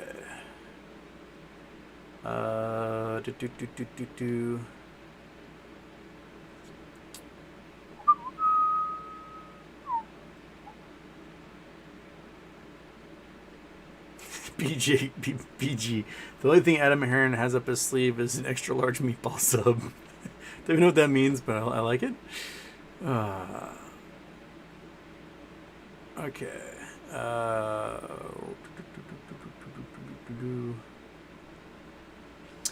M at Houston, back on the black hole topic. Why do they think that crossing the event horizon of a supermassive black hole will be more gentle compared to a smaller black hole's event horizon? This has to do with tidal forces. So there's a point called the Roche limit, which happens around large planets like Jupiter and Saturn. And the Roche limit is this point where the acceleration difference between your head and your toes is big enough they can rip it apart. So a great example is the Shoemaker-Levy 9. Okay, let me get in here. Wait, is that? No. Where is... where'd my screen go? Where are you? Why are you... Everything's frozen. Oh, son of a bitch. The Chrome froze as well. Monkey still works. Okay, monkey still works. But Chrome froze and will now not change screens as well. Shit. Shoemaker-Levy 9. Everything's a radio show now. What the hell?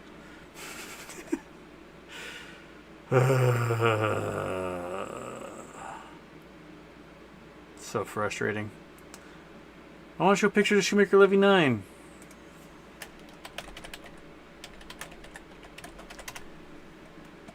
I'm looking at it. It's awesome. Well, Shoemaker-Levy 9 got... Am I still there? Okay. Shoemaker-Levy 9 was a comet. It went around the sun, got affected by the gravity of Jupiter, and so basically got taken out of parabolic orbit into an elliptical orbit. And it swung back around and then slammed into Jupiter.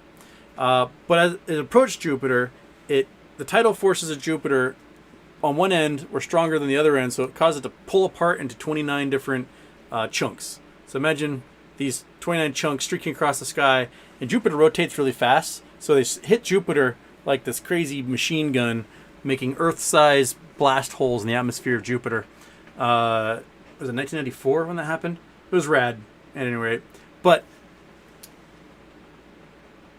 the event horizon from a black hole is really far away. And that means that gravity gets weaker and weaker the further out you get. And so the tidal forces aren't going to be so different from your head to your toe as you fall into a black hole enough to rip you apart. Whereas if you're closer to the center of gravity, and where gravity is stronger, the tidal forces can be so great they'll tear you apart. It'd be like if I hooked you up to the bumper of a car and the bumper of another car and had them drive off at the same speed, right? Both going 50 miles an hour, and your arms are hooked up to the bumper of one car, and your legs are hooked up to the bumper of the other car, and they're going 50 miles an hour, you're fine. if I tell one of those cars to go 50.1 miles an hour, your body might actually be able to hold those suckers together. If I tell one of those cars to go 52 miles an hour, you're ripping apart in half. Just shred, you're done. So if the tidal forces are super small, the difference between your head and toes is super small, your body can withstand that kind of torsion on it, that kind of stress. But if the difference is too great, such as, your toes are going 5 meters per second and your head is going 1 meter per second, that might be enough to rip you apart. And then you'd tear in half. So that's why big black holes, to go through the event horizon, isn't as scary as a small black hole, which I'm having to do as a radio show now without as many hand gestures as I can, because I got monkey butt hand gesture zone here. Need like a little puppet theater going on the side. I do have.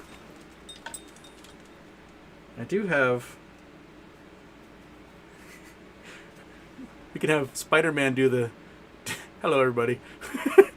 Spider-Man's going to do the rest of the show here today.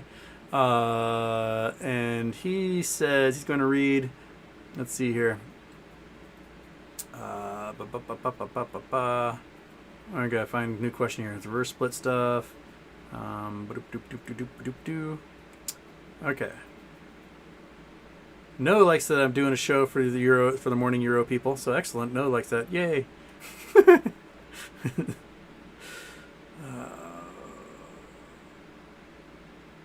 B2B brand Houston, don't go outside of proper YouTube options for fundraising and get you in trouble. I'm not going to. I'm just gonna use highly rated charities, I think, and that's what I'm gonna be doing for charity shows. Plus, they funnel the money, they handle everything, and it's perfect. I don't have to worry about anything. I don't have to worry about anything. Okay. Yeah, I might maybe move that guy a little bit. There we go. Spider-Man's in here. That's why I can rest my arm on the armrest. Okay.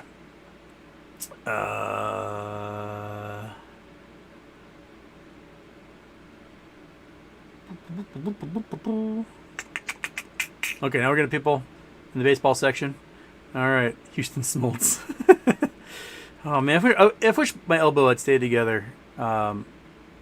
If I weighed as much as I weigh now, I have like the muscle mass I have now, back when my elbow fell apart when I was 20, almost 21, I think I would be doing a lot better. But I had to put so much effort into throwing hard that it just tore me apart, and I didn't have the mass behind me. Like a lot of pitchers have like huge thick thighs, and they're built like friggin' pears, and that huge mass behind them gets that little ball to travel really hard. I had to work like a whip.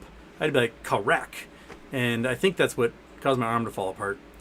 And I wish I had filled out younger, and it would have lasted longer. Okay.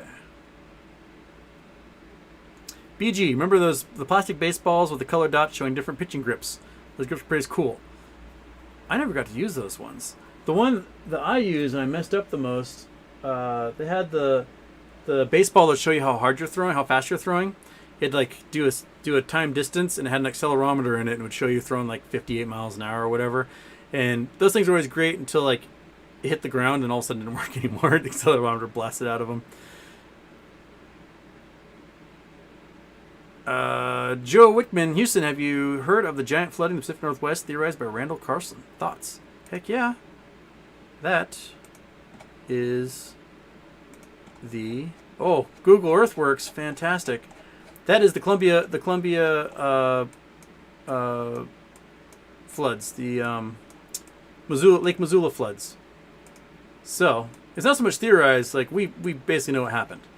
We talked about this on the show months ago, but when the glaciers came down out of out of Canada, they blocked off several river systems, and one of the rivers they blocked off was here in Missoula.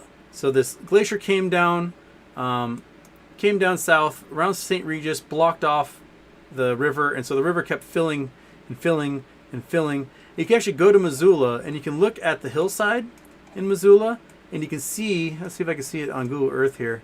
There's actually a line in the hillside showing the lake levels and the shore of Lake Missoula.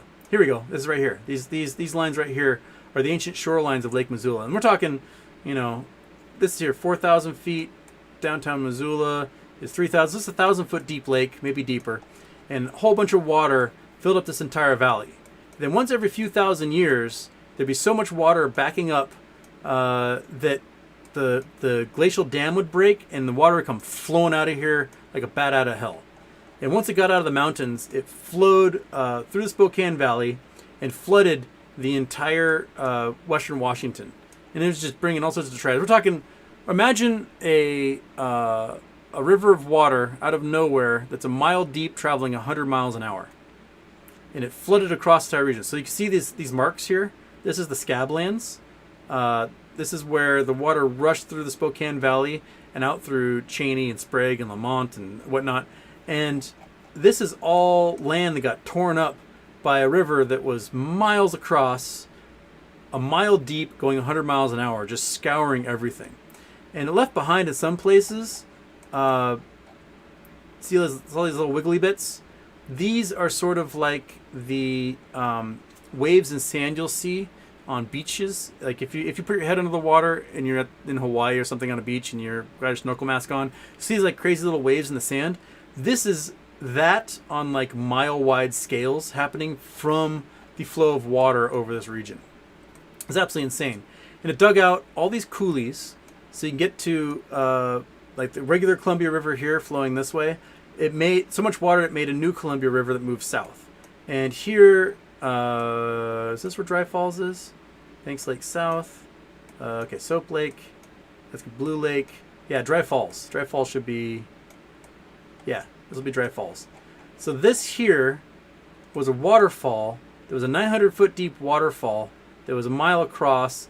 It was going 100 miles an hour. It just tore through this whole area and carved this all up. And it carved the land so much it actually carved down to the water table.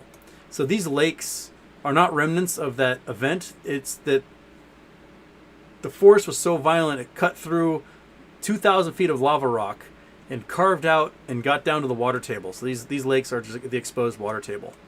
And it flowed, and it flowed, and it flowed, and it rushed south, and it got into the main part of the Columbia River, and then filled up all of the Willamette Valley with fresh water, and then worked its way out. And there's actually boulders in the Willamette Valley that are the size of like office buildings that are erratics that came down the river, and they're from Montana. So entire boulders tumbled and rolled all the way from Montana during this catastrophic flood and ended up getting deposited in the Portland area before washing out to sea. It's pretty crazy. Spider-Man says pretty crazy, man. Pretty crazy. Yeah. No, these might be the largest single event flooding, possibly bigger is when the Bosphorus opened up, made the Black Sea, but this might be the biggest flooding that we know about happening while humans were alive. About 5 million years ago, the same thing happened in Straits of Gibraltar and flooded and opened up the Mediterranean. But humans weren't humans then, so we can't really say that anybody witnessed it. Yeah, so there you go. That was a rental car something. Where did that go? Yes, okay.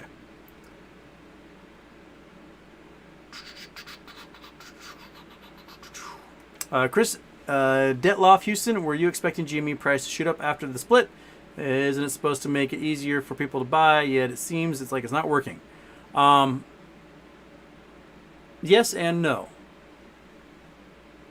They will use this opportunity to short like crazy and sell shares that don't exist to drive the price down while they can. It does not protect them from the 90-day default they could be facing. Yeah, so that's what we're waiting on. And right now people don't have cash. If they're not buying the stuff they need at Walmart, they are definitely not buying stock right now. So people just may not have cash on hand to do those things. All right.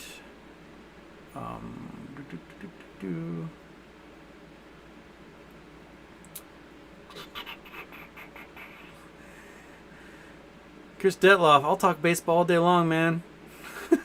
See, Andrew Stewart led pitching talk.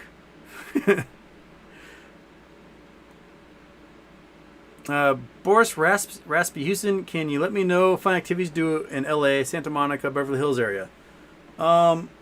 I mean, only thing I've ever done in Beverly Hills is go look at houses. Just drive around, and be like, that's a big house. And then like near La Brea, Tar Pits area is where my agent used to be, so I'd be in that spot every once in a while.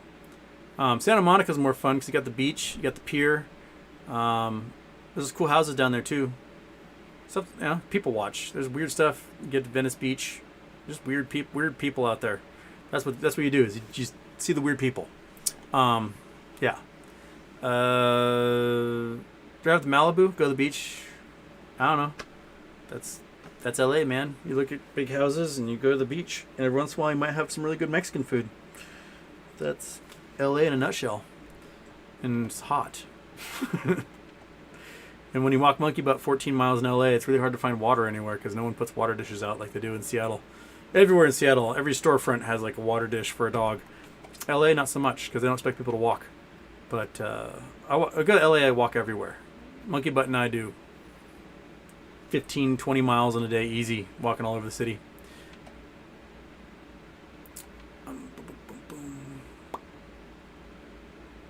Well, hot boys and girls haven't shown up as far as I've seen yet, Daphne, but I'm behind the chat by about 30 minutes. Not pretty good. Pretty good. Still have 300 of you in here.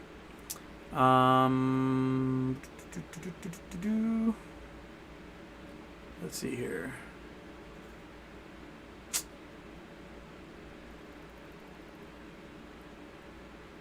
Okay. Daphne, Jonathan, yes, let's do a little San Francisco Bay MOASS chapter. I like it. Yes. All right.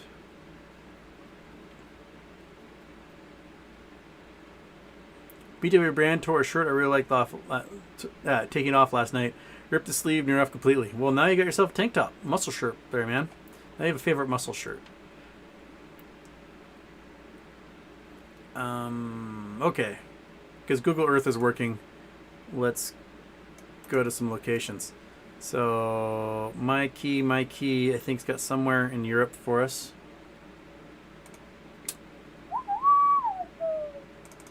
Go there. Go like that. Do that. Where are we going, Spider-Man? No, why? Ah! The same spot. Why? Por qué? What the heck? Copy. Paste. Quick, go on that spot. There we go. All right. Netherlands. Shaboom. It's green. It is water? Canal? Are we at a canal? We're at a canal. We're at a dock on a canal. A little pier. It would appear up here. Well, here I am. On this pier. Is it a helicopter pad? What is this? What am I doing here? Exit ground level. Something painted there? I can't quite tell. It's red. No, don't take me. Okay, red thing. I don't know where I am. My key. I don't know where I am. I'm in Amsterdam. I'm on a dock. There's some water. Maybe a couple people there. Some other floaties. Some lily pads. Alright, well that's that. And moving on. Back to me. Stuck, frozen in time forever, right? Stuck, frozen in time forever. A monkey butt snap. Oh yeah. Oh yeah, monkey butt. Okay. Dr. Spurgeon, the sturgeon surgeon.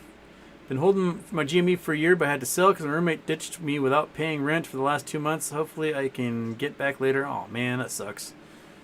That doesn't always cooperate. It doesn't. And yeah, that sucks. Sorry, man. But life happens, you know. Can't blame people. You know, if they got to make payments, they have a medical emergency, whatever. Like, I totally get it.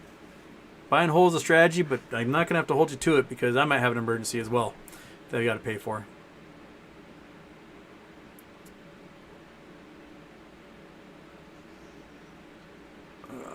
Guitar stuff. Meteor burst over Seattle at 3 a.m. 2003. I was in Hawaii then, so I didn't get to experience it. There was one that blew up over the Pacific just off the Washington coast a couple of years ago, and I was on the toilet when it happened. I was sitting there, it's daylight, and I just saw this flash out of the corner of my eye up in the trees. I was like, what the hell is that? And a few minutes later, a big boom happened. And I was like, holy shit, something blew up. And I looked at the news, and while I was taking a massive dump, was a meteorite exploded over ocean shores. So, you know, I got to see that one.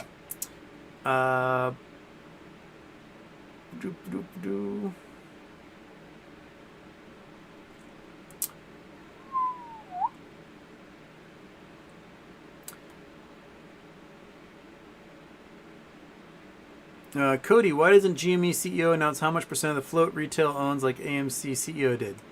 AMC CEO didn't really do a good job explaining how much of the float retail owns because he refused to count synthetic shares. He'd only count shares that are legit, and because we can't get a tally on the synthetic shares. But we have an idea of how much they own because we've done polls, and it's a lot.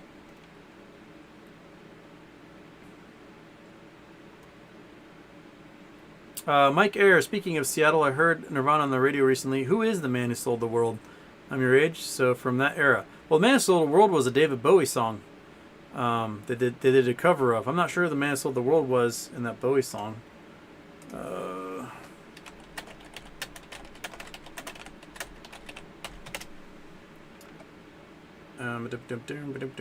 there a Wikipedia page? There is a Wikipedia page. So, man, it's an album by David Bowie. Wait, go back to the song. Song on titles track. You guys can't see what I'm doing here. So it's by David Bowie from a studio album released in November 1970. In the U.S., April 1971.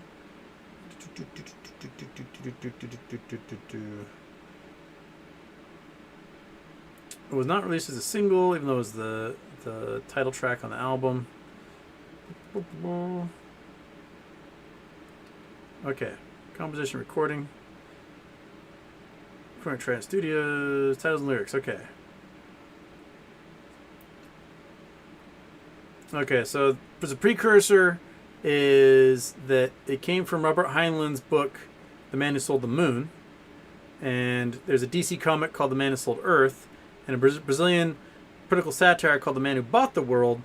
But none of them had the same theme as Bowie's song. Yeah, so no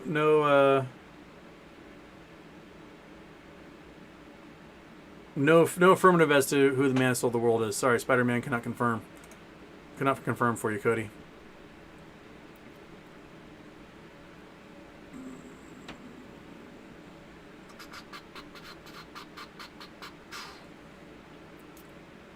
Okay.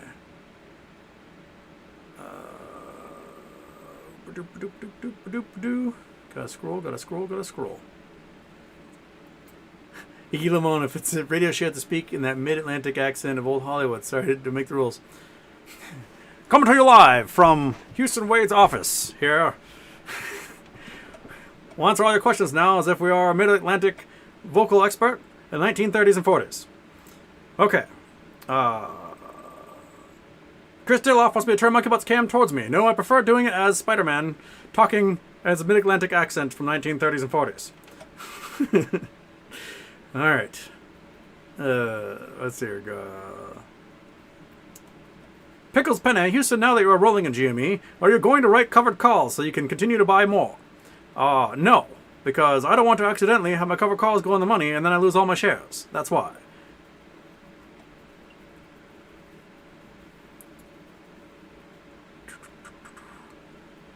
BW Brand says my PC does this and I have to close Firefox to correct it.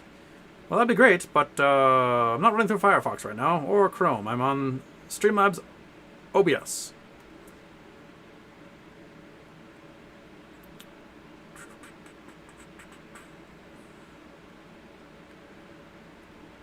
Chop 3R68, Houston. What you think of the Mandela effect? There has been a lot of talk lately about the black hole causing two universes to align. The Mandela effect is also known as the Berenstain Bears effect, because when we were children, it was the Bernstein Bears and not the Berenstain Bears, as everyone seems to read now. I'm not sure anything else about the Mandela effect, because I don't remember the rest of the things that people were saying were the Mandela effect. Okay. DVS, yes, is 2. I got done doing the Mid-Atlantic. I was going to wreck my voice. DVS is 2 p.m. here, and must be pretty damn late there, mate. It's 11:15 p.m. We got another 15 minutes to go, and then that's it for me today. Yeah. Andrew Stewart, Houston, do all little black holes turn into big black holes over a long enough time span? Only if they can gobble up stuff. As long as they can gobble up material, they can get bigger and bigger and bigger. If there's no material for them to gobble up, then they stuck. Hawking theorized they could evaporate, but it would take like trillions of years for that to happen. So, yeah. And the evaporation of a black hole essentially is, we've got particles. We got 2 kinds of particles. We got matter and antimatter that will appear into existence, collide, blink out of existence, and leave behind a gamma ray. But this happens close to the event horizon, and 2 of them blink into existence, and one of the antimatters happens to be on one side of the black hole and falls in, and the regular matter is on the outside. Then they aren't able to combine, and then the antimatter combines with some regular matter inside the black hole, and that blinks out of existence, making the black hole lighter. But the odds of antimatter and matter going to a black hole is 50-50. So I don't know why that would evaporate anything, because then you would have matter falling in, adding to it in the system. And so Stephen Hawking, I think, was just pipe dreaming there.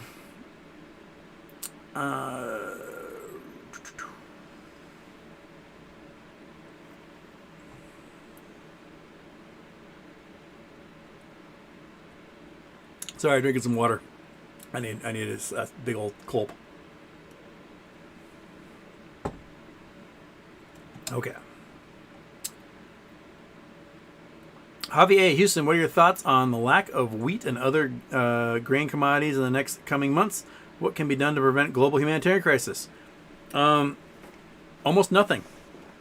If that grain does not leave the Black Sea and does not somehow get out of Russia into all these places around the world, then we are going to have global famine in multiple developing nations, and it's going to be brutal, which is going to increase the refugee crisis happening in Europe. And I think it's a play that Putin's shooting for. I think Putin is purposely trying to make the refugee crisis happen even worse, and flooding people from Africa into Europe, seeking food, water, safety, things like that. And it's something that I think Putin has planned on. So I think that's what's going to happen.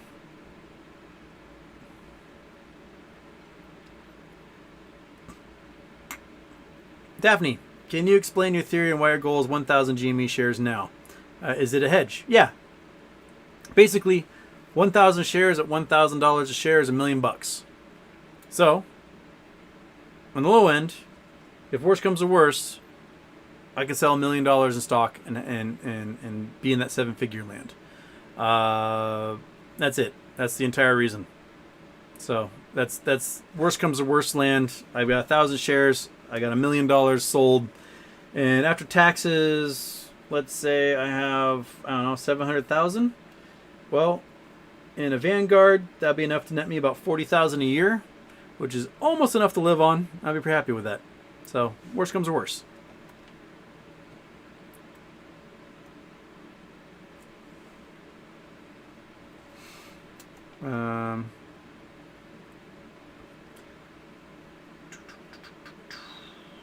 Well, my brother can't fund anything. He's trying to exercise all of his metamaterial options that he can afford.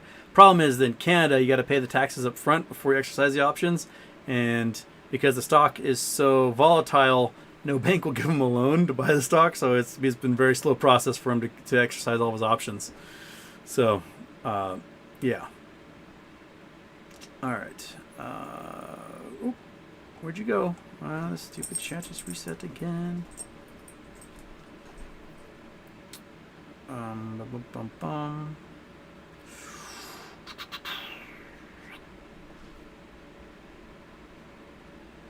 Jackson Thomas, I've not talked about the computer share responding on Twitter. Yeah, viewer Jersey tweeted that out to them, and they responded, there's 10 million shares DRS, which doesn't make any sense because prior to the dividend, there was 12.7 million as announced by the GME board, which should suggest that there would be 48 to 50 whatever million post dividend. And somebody else said that the volume on DRS was 10 million shares. I have no idea if that's the case, but it seems distressing, and now everyone super stonk is freaking out. Andrew Stewart, you got something for me here? Bing. Control V. Shabam. Where are we going? We're leaving across the continents, going around the world. We're in Australia. We are at my Ayers Rock. Where am I? Yeah, Uluru. Ayers Rock. Yeah. Big old sandstone buddy. Here. That's tilted block. So this originally was perpendicular, fell sideways after lithified, and they got the striations going from all the layers that were laid down. Google Earth actually is pretty cool if you drop a dude here. The relief is pretty nifty. Like, there it is. Oh, a sacred rock. They no longer call it Ayers Rock. They call it Uluru, which is the Aboriginal name for it. But we can go on an adventure. Look at this thing. I feel like I'm playing a video game from like 1997. As we get closer and closer. We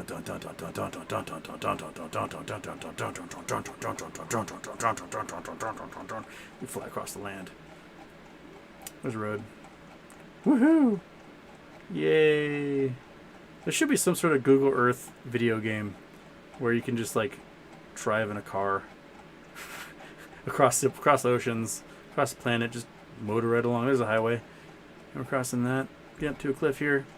Apparently not allowed to climb it anymore, which is okay because it's a sacred site. So let people have their sacred things. But yeah, there's a big old chunk of sandstone out in the middle of the Australian outback. Freethinker McJones, have a good night. Aaron Salentine, Houston, is in a time bubble. Seconds pass within the bubble while days pass outside the bubble. Is that true? Am I?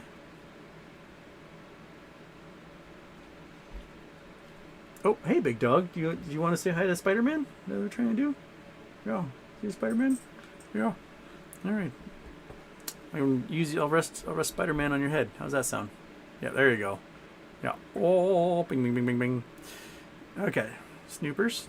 Snooper doopers. Okay. DVS, I treat GME like my savings account and just keep loading up. Needed vet bills one time, no biggie. There you go. See? Buy and hold when you can. Yeah. Okay.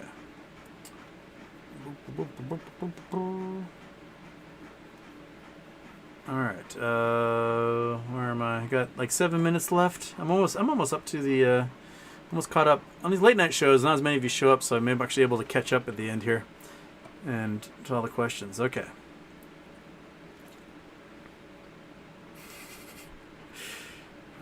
Okay.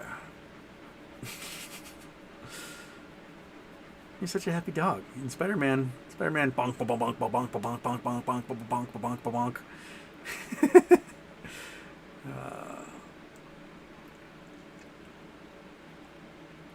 Okay.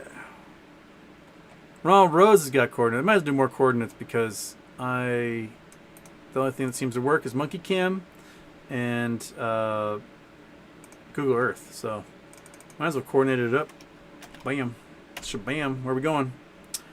Where are we going, Mr. Rose? We are in... Oh, only V. I think it's Control V, man. Not just V. There we go. It's like, V, what is going on? Where are we? Puerto Rico? Oh, yeah.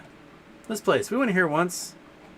This is an old, like, listing post or something, isn't it?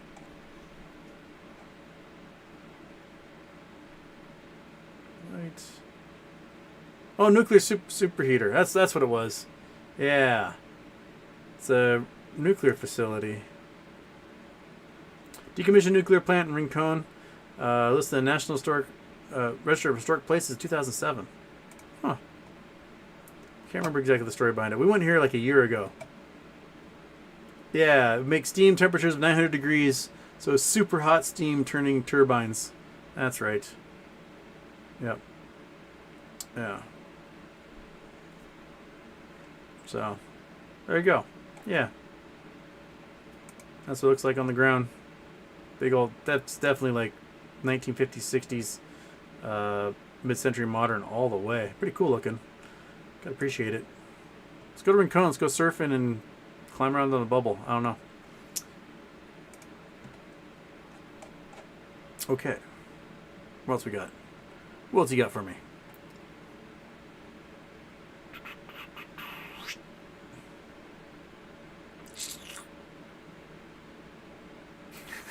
Stream has gotten pretty weird pretty fast. Yeah, saying it, Dabney. Pretty weird pretty fast. Alright. Jay Sand, I wonder how much longer this can keep dragging out. I'm 39 years old and I love my job, but I would definitely love to spend more time with the kids.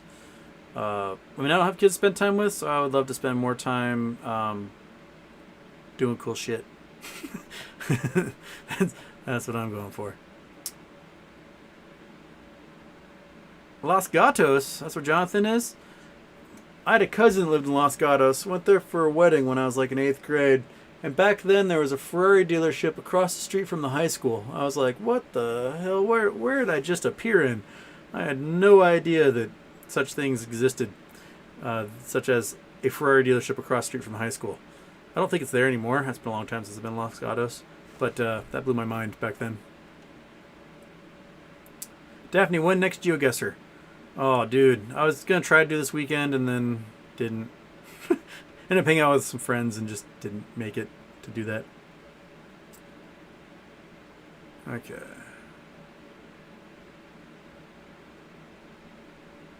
DVS says the next OPEX is August 19th, but the run for having to cover the dividends wouldn't be till October. Yep. But next OPEX is August 19th. Okay, looking for calls then. All right. All right.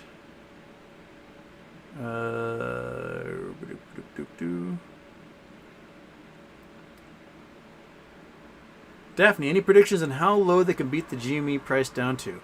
Oh man, $20, maybe. You think hammer down that far? That would be the equivalent of the price being about 80 before, and we did get down to 69 in beginning of March, end of February, somewhere in there. So. Yeah, $20 maybe? I hope it doesn't go that low. But then again, also hope it does so I can buy as many as possible. But, yeah.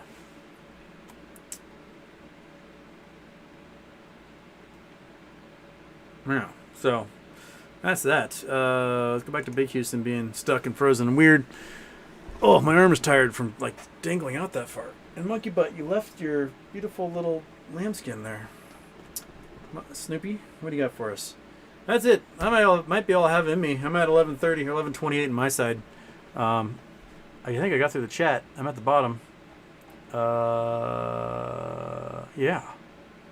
Yeah, so Spider-Man's going to go back on the wall because my finger is really warm. Anyway. Whoop, whoop, whoop, whoop, whoop, whoop. There we go. All right, everybody. I want you guys to have a good night. I'll see you tomorrow. We'll have a Charity Tuesday for something tomorrow afternoon.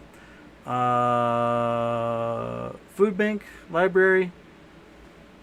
Don't quite know. Something like that. I'll see you then. Let's raise a bunch of money for a good charity and have a great time doing it. Does that sound good? Yeah, sounds good to me. So how about one of these?